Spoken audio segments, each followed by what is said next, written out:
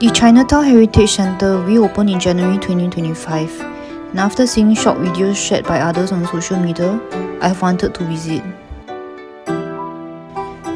Maybe it's aging and I'm starting to feel more sentimental, but lately I felt a quiet pull to understand where I come from. To reconnect with the stories that shape our families, our communities, and our identity. This visit is my way of tracing those roots and rediscovering the lives of those who came before us. The Heritage Centre is not just a museum, it's a doorway into the lives of those who came before us. Housed in restored shophouses along Pagoda Street, it captures the hopes, struggles and strength of our earliest Chinese immigrants. I'm on the ground floor now, standing in a recreated tailor's shop. It is a memory of how these shophouses weren't just buildings, they were living, working spaces that held entire lives within them. These structures are a powerful symbol of the Chinese immigrant experience in Singapore. On the ground floor, you would find bustling shops run by Chinese traders and merchants, like this one. Business happens right here, face to face with the community. Right at the back of the shop front, you will find the working quarters, where you can see the sewing machines of the workers who will be making the garments. What you are seeing here is the laundry hanging area, and beside it is the garment workers' room. The kitchen and the toilets are at the back, and there's one more room beside the kitchen that belongs to the garment shop owner. Along the doorways, you'll find worship altars.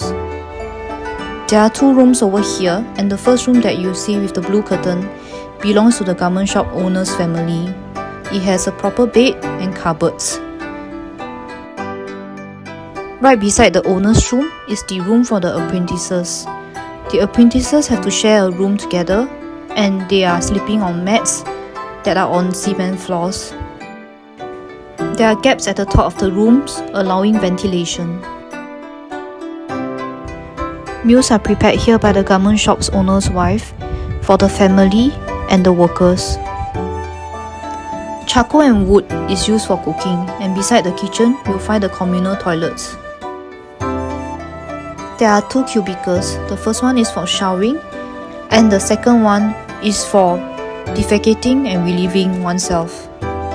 There is no running water and plumbing, so the stool is collected daily. The wooden cupboard that you see here stores cutlery and cooked food. On the second floor, this is where other families live. It was crowded, but it offered something money couldn't buy, a sense of community and familiarity in a new and uncertain land. Each room in here belongs not just to one person, but one entire family.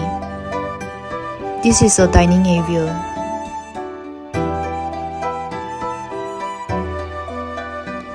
There is not much of a privacy, with curtains separating each room.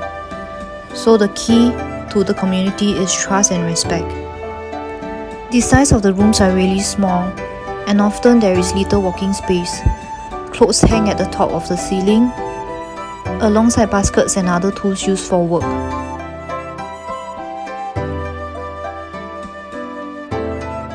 This is the recreated room of a clockmaker, and you can see that the room is also his workstation.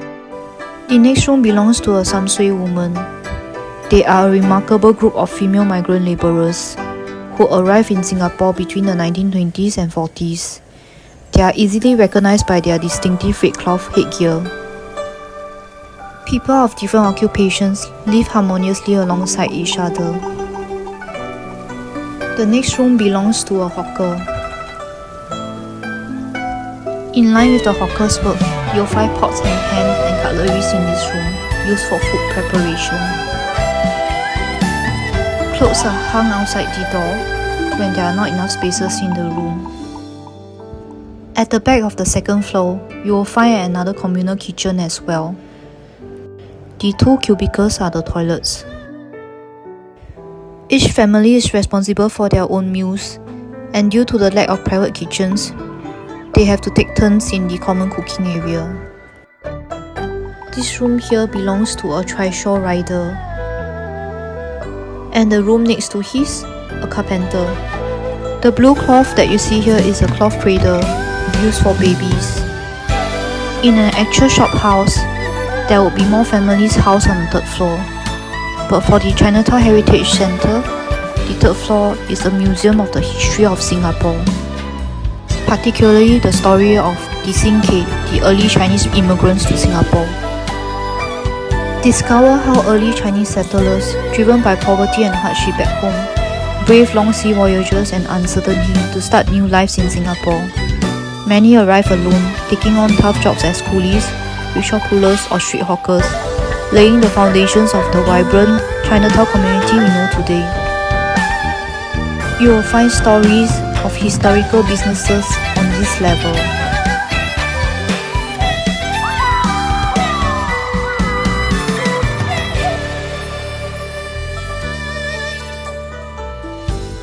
Scenes of Chinatown from the past, the bustling streets and marketplaces.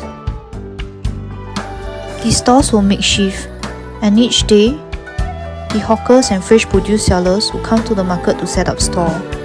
They operate side by side along the roadside. One of the most magical parts of growing up in old Chinatown was the arrival of the moving theatres. These are really popular with little kids who would fight to get the best view from the little windows. My very own father had fond memories of this growing up. The cartoons were black and white, but they offered so much joy to everyone. While the children watched cartoon, their parents and grandparents will be watching opera in open-air theatres. Clothes are often hung outside the window for drying. You can even guess the demographic of the family from the clothes displayed. This section shows the early hawker scene in Singapore, where there are no proper stores and hawkers come daily to the market to cook. They carry baskets of food and tools on their shoulders.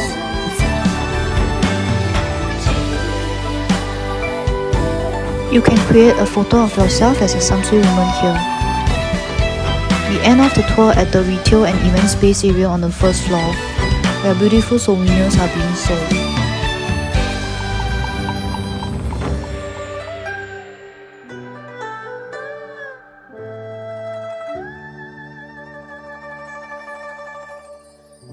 In the airview area, there is a space for photo taking as well. The staffs will be delighted to help you take your photos. I hope you enjoyed this virtual tour with us. Here are some photos we took. Enjoy!